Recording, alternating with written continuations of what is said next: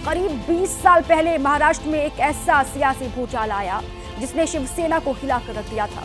वो साल था 2005, जब शिवसेना के फायर ब्रांड नेता और बाल ठाकरे के भतीजे राज ठाकरे ने पार्टी के खिलाफ बगावत कर दी और अपनी नई पार्टी एमएनएस बना ली।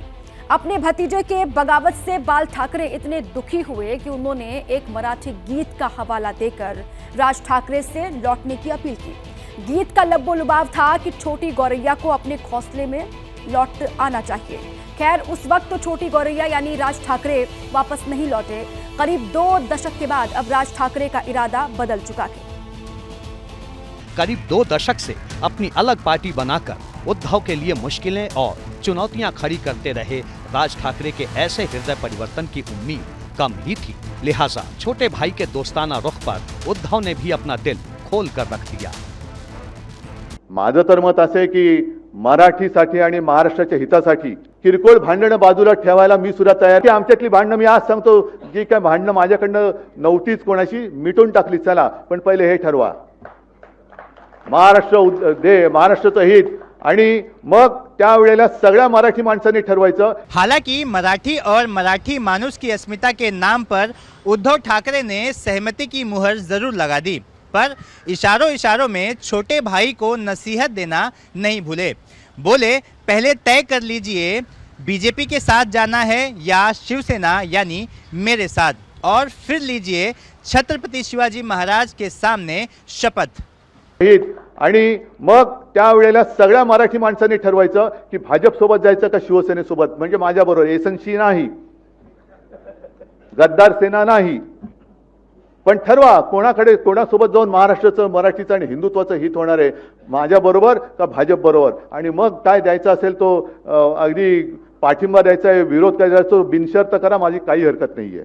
जाहिर है उद्धव को भी राज के प्रस्ताव से कोई गुरेज नहीं, लेकिन जज्बात दोस्ताना है या महज एक सियासी दांव, उद्धव ये पक्का कर लेना चाहते हैं और इसकी वजह भी मुकम्मिल है। राज ठाकरे ने 27 नवंबर 2005 को शिवसेना से इस्तीफा दिया था। 9 मार्च 2006 को उन्होंने महाराष्ट्र नवनिर्माण सेना यानी एमएनएस की स्थापना की। 2009 का विधानसभा चुनाव लड़ा तो 13 सीटों पर जीत मिली, लेकिन 2014 के विधानसभा चुनाव में उनकी पार्टी सिर्फ 1 सीट पर सिमट गई। 2014 के लोकसभा चुनाव में तो पार्टी का खाता तक नहीं खुला। 2019 के विधानसभा चुनाव में भी पार्टी को सिर्फ 1 सीट पर ही जीत मिली, जबकि 2024 के विधानसभा चुनाव में एमएनएस का खाता भी नहीं खुला।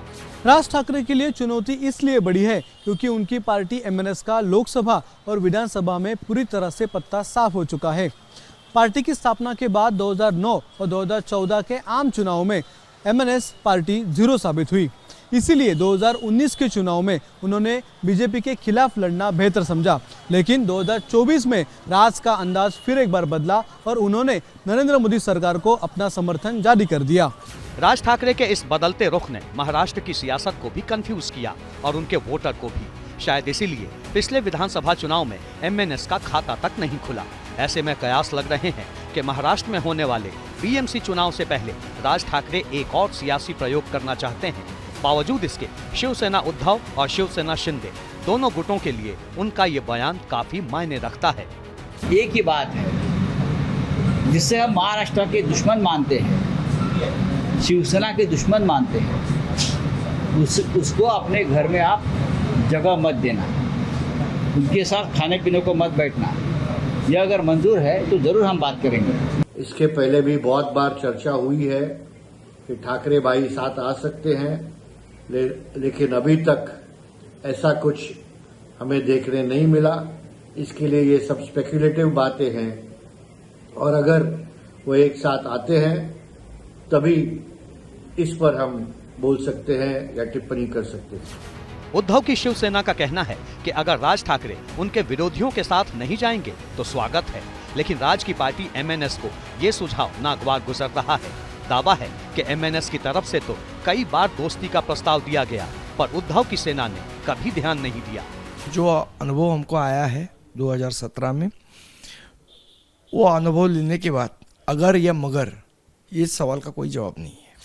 जाहिर है 2 भाइयों के मिलन पर पार्टी नेताओं के मन में अभी भी कई संदेह हैं, पर इस बारे में शिवसेना उद्धव के पार्टी कार्यकर्ताओं की क्या राय है, ये जानना भी जरूरी है।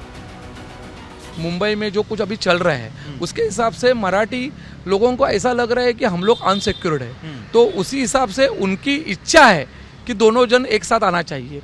लेकिन एज अ कॉरपोरेटर करके मेरी बात यही है कि उद्धव साहब जो डिसाइड करेंगे वही हम लोग अनुकरण करने वाले हैं और उसके हिसाब से ही चलने वाले हैं। एक होने का तो पूरे महाराष्ट्र का सपना है, एक तो होना चाहिए, क्योंकि दो कोई भी हो, ठाकरे को तो हम दिल से लगा के रखे हैं ये पूरे महाराष्ट्र की जनता ने।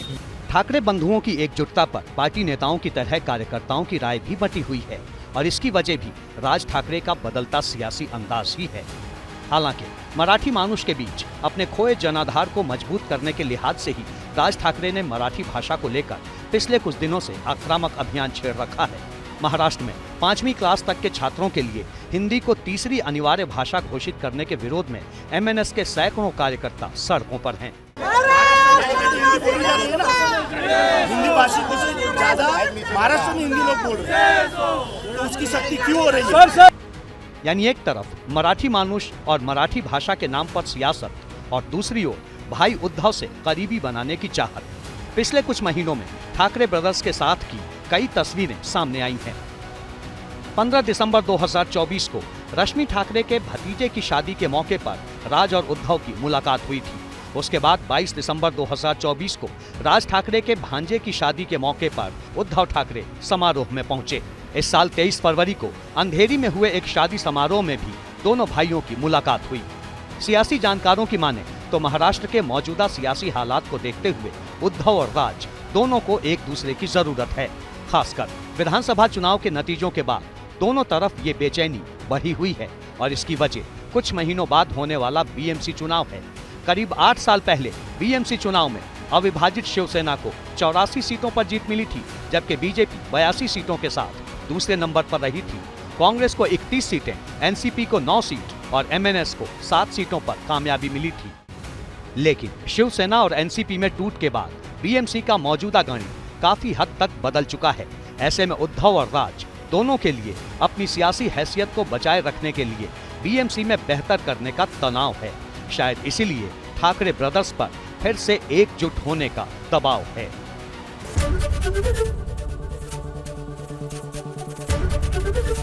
एबीपी गंगा, खबर आपकी, जुबान आपकी।